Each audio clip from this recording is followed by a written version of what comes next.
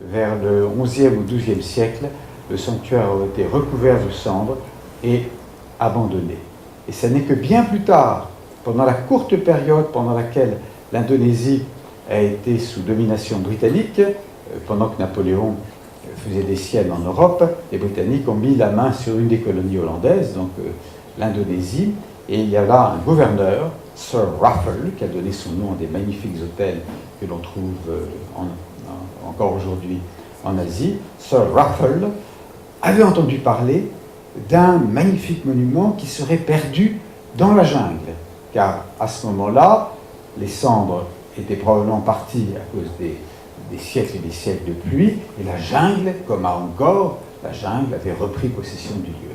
Et il a envoyé des explorateurs là-bas qui, à coups de machette, ont découvert un des plus beaux temples du monde, qui était le temple de Borobudur, dont on a compris la signification, dont on a compris la structure, que des années après, lorsque des archéologues se sont penchés, ont fait le tour, ont essayé de reconstituer les parties qui étaient cassées, et ce sont les photos aériennes qui nous ont montré la structure, qui est extraordinaire. C'est une structure de mandala.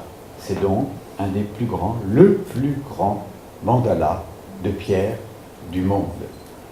Et ce mandala est une magnifique leçon d'art, puisqu'il y a des centaines et des centaines de bas-reliefs qui sont absolument extraordinaires.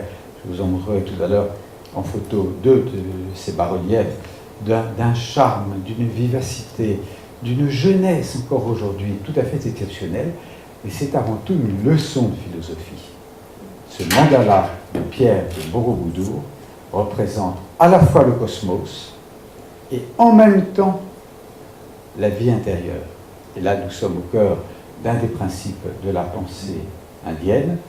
Le cosmos et la vie intérieure doivent être constamment en communication l'un avec l'autre. 8 plus 5. Voilà le chiffre magique, en quelque sorte, de Borobudur. Ou plutôt, 5, 3, 1. 5 étages en quadrilatère. 3 par-dessus circulaires. Et le dernier, qui contient un mystère. Et nous n'allons pas tout de suite, comme font les touristes, trop vite monter au dernier, parce qu'il faut peut-être toute une vie de préparation avant d'arriver au dernier.